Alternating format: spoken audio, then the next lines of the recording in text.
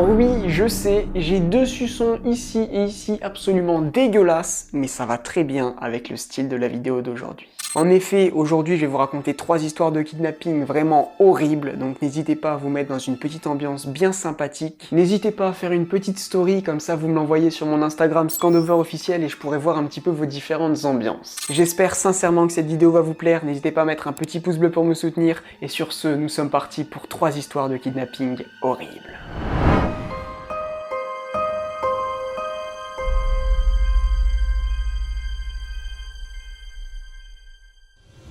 On va découper la vidéo en 3 parties. Une première histoire qui met un petit peu dans l'ambiance, une deuxième histoire qui commence un petit peu à faire bader, et une troisième histoire carrément badante. Donc c'est parti pour la première histoire.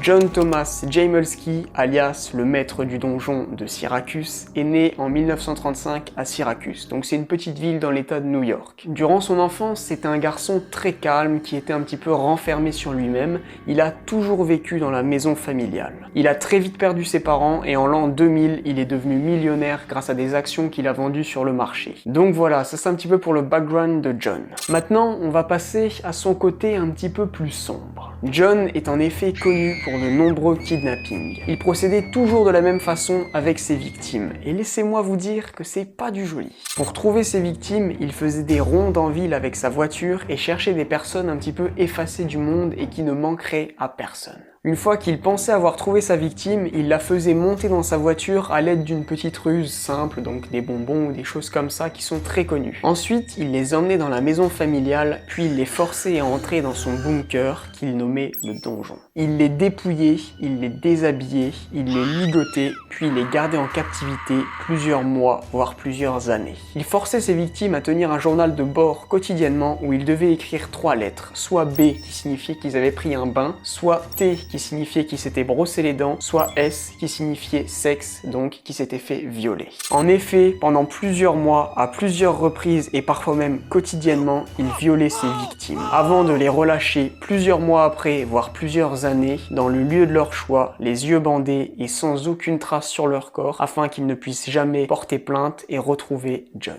Donc ça, c'était un petit peu sa méthode de fonctionnement. Mais maintenant, on va s'attaquer aux personnes qu'il a kidnappées. En tout, John, il a kidnappé 5 personnes. 2 filles de 14 ans, une femme de 53 ans, une jeune femme de 26 ans qui avait déjà 2 enfants, et enfin, une jeune fille de 16 ans. Il les a environ gardées 2 ans chacune avant de les libérer. Mais sa dernière victime, la jeune fille de 16 ans, était celle de trop. Il l'avait surnommée Meika et il s'était lié d'amitié avec elle, tellement qu'il la laissait même rentrer dans sa maison, donc elle pouvait un petit peu se déplacer comme ça partout. Ils sont même allés faire un bowling ensemble, ils sont allés au bar karaoké, et bref, ils ont fait énormément d'activités et les gens pensaient même que c'était un petit couple. Mais un jour, lors d'une sortie, Meika lui a demandé si elle pouvait emprunter son téléphone pour passer un appel. John, qui s'était lié d'amitié et qui lui avait carrément donné sa confiance, a décidé de lui prêter son téléphone, ce qu'il n'aurait jamais dû faire s'il avait envie de continuer cette vie de kidnappeur. En effet, Meika en a profité pour appeler sa sœur et lui dire où elle était. Sa sœur a appelé la police et quelques minutes plus tard, la police a débarqué et a interpellé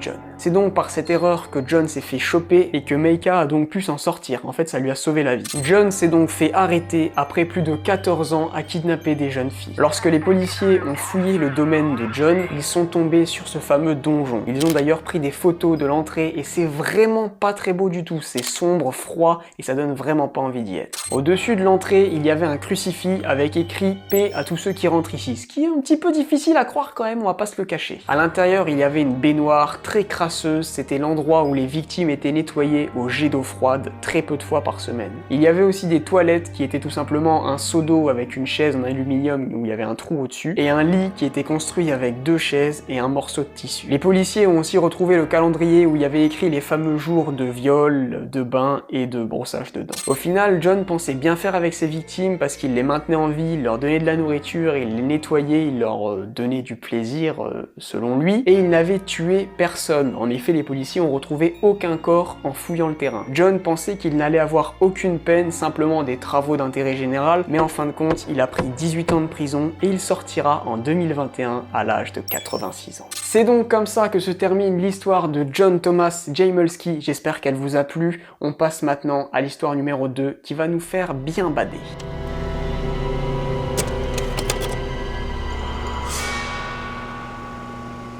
Je vais donc vous raconter maintenant l'histoire de Colleen Stan. Nous sommes le 19 mai 1977 aux États-Unis, entre l'Oregon et la Californie. Colleen est une jeune fille, elle a 20 ans et elle doit se rendre à l'anniversaire de son amie. Mais elle n'a pas de voiture, donc elle décide de faire du stop. Et là, vous sentez déjà un petit peu ce qui va arriver. Elle se met donc au bord de la route, elle tend son pouce et elle attend qu'une voiture s'arrête. Et au bout de quelques minutes, elle est très chanceuse car une voiture s'arrête. Colleen se dirige donc vers la voiture et en arrivant, elle voit que c'est un couple avec un bébé qui a environ 8 mois. Le couple lui demande où est-ce qu'elle va, Colleen leur explique qu'elle va chez un ami et ils décident donc de la prendre et de faire le chemin ensemble. Colleen se sent très bien, le jeune couple est super accueillant, en plus ils ont un bébé de 8 mois, bref, aucune raison de s'inquiéter. Ils commencent donc à rouler et puis ils entament une discussion où ils se présentent. Colleen apprend donc que le couple est marié, que l'homme s'appelle Cameron Hooker et donc la femme Janice Hooker. Ils roulent donc pendant plusieurs minutes et à un moment Cameron propose de faire un détour par des grottes de glace. Colleen trouve ça un petit peu bizarre mais elle décide d'accepter parce que voilà, c'est pas sa voiture, ils sont déjà gentils de la prendre gratuitement, elle va pas commencer à se la ramener. Ils se dirigent donc vers ces fameuses grottes de glace et en arrivant à leurs pieds, la voiture s'arrête.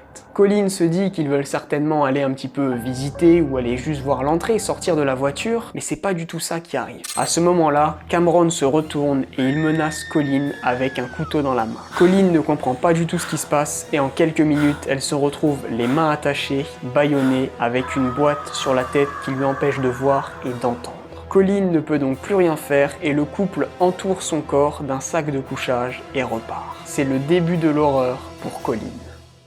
La voiture roule pendant plusieurs minutes, puis s'arrête. Colleen est emmenée dans le sous-sol de la maison qui était déjà prévu pour accueillir une victime. Cameron lui attache les mains avec des lacets en cuir autour d'une canalisation, elle est donc suspendue et ils vont commencer une séance de torture. Ils vont la déshabiller, la fouetter, l'humilier et la forcer à répondre à des services sexuels. En gros, ils vont la violer quoi. Après plusieurs heures de torture, Colleen est détachée puis emmenée dans sa nouvelle chambre. Quand elle entre dans la pièce, elle y voit juste un grand cercueil qui sera en fait son nouveau lit. Cameron et sa femme Janice vont forcer Colleen à rentrer dans ce cercueil, puis ils vont lui attacher les mains au-dessus de la tête, lui bander les yeux, la bâillonner et lui mettre un pic électrique à l'intérieur de son corps qui se déclenche lorsqu'elle bouge. Colleen est donc dans l'incapacité de faire le moindre mouvement, le moindre geste, elle est simplement l'objet sexuel de Cameron et de sa femme. Cette situation d'esclavagisme sexuel va durer plus de 7 ans et Colleen aura été tellement poussée à bout qu'elle va en venir à écrire des lettres où elle dévoile ses sentiments pour Cameron. Elle sera en fait atteinte du syndrome de Stockholm qui est de développer des sentiments pour son ravisseur.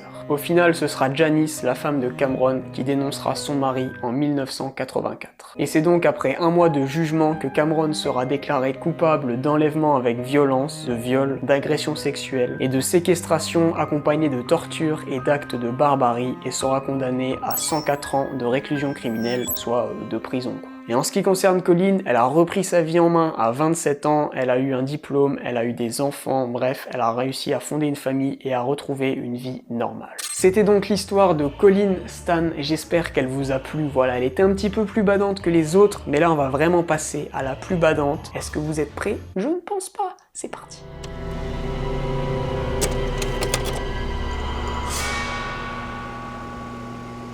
Cette troisième histoire, les amis, est celle de Joseph Fritzl.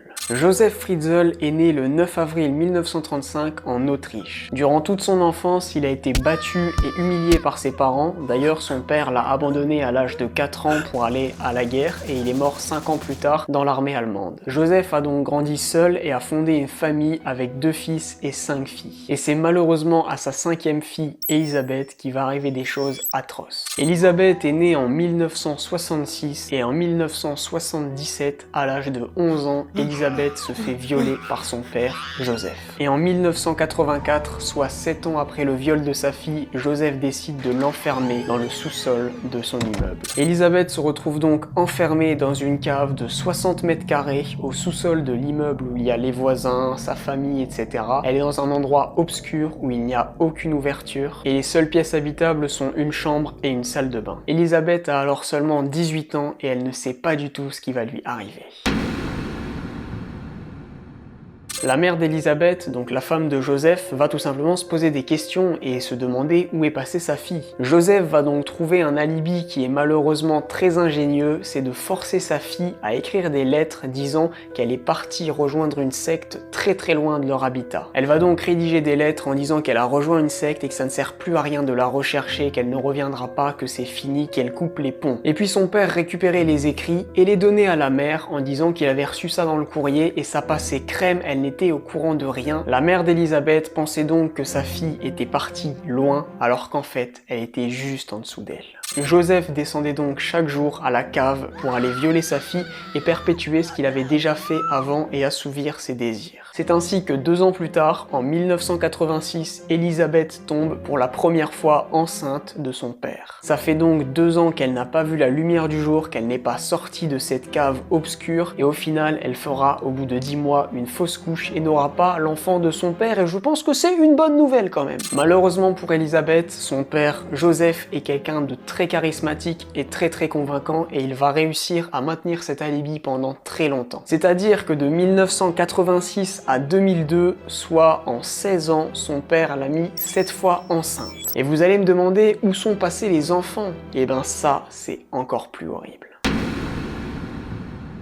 Déjà, il faut savoir que Élisabeth a accouché toute seule avec son père dans cette cave de ses 7 enfants, alors que son père n'était pas du tout un professionnel là-dedans. Donc vous vous imaginez un petit peu l'horreur que ça a dû être. Ensuite, son père choisissait les enfants qui étaient les moins pleurnichards et les déposait tout simplement devant la porte de leur appartement avec un petit mot qui était bien sûr signé de sa fille Élisabeth et qui disait qu'elle avait eu cet enfant-là dans la secte et qu'elle demandait à ses parents de s'en occuper. Et donc sa mère prenait ça comme étant un enfant qui venait de la secte avec sa fille, etc. Alors que pas du tout, en fait, c'était vraiment l'enfant de sa fille et de son mari, en fait. C'était vraiment de l'inceste et elle a gardé, en fait, tout simplement les enfants là. Donc le père avait déjà réussi à loger quelques enfants. Mais pour les autres, qui étaient beaucoup moins calmes, le sort a été totalement différent. Les plus chanceux sont restés dans la cave avec Élisabeth, les moins chanceux ont été abandonnés dans des boîtes en carton au bord de la route ou alors encore brûlés dans la chaudière de l'immeuble. Il faudra attendre 2008 pour qu'un des enfants qui est dans la cave tombe malade et soit d'urgence emmené à l'hôpital. Une fois arrivé à l'hôpital, les médecins demandent à voir la mère de cet enfant et là, Joseph n'avait pas prévu le coup.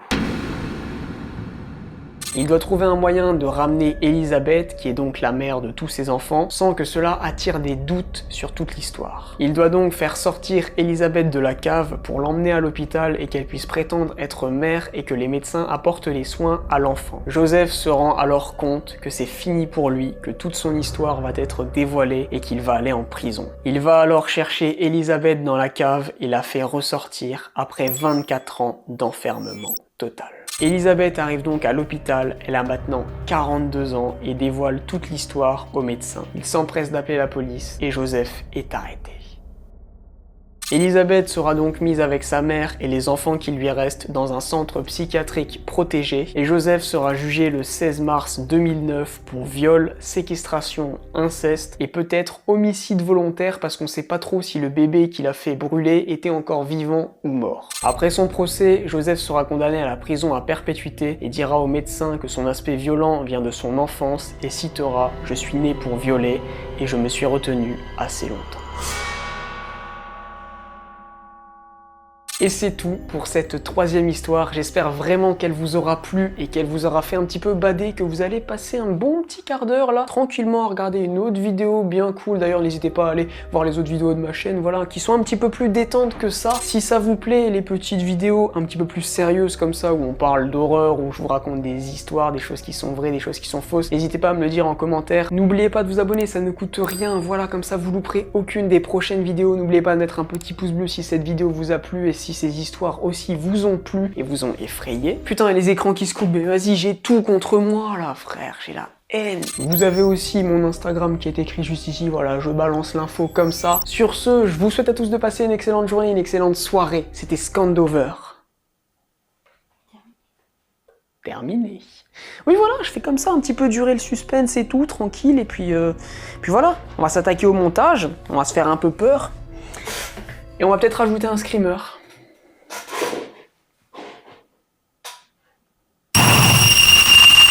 Et là, il y aura un gros screamer, sa mère.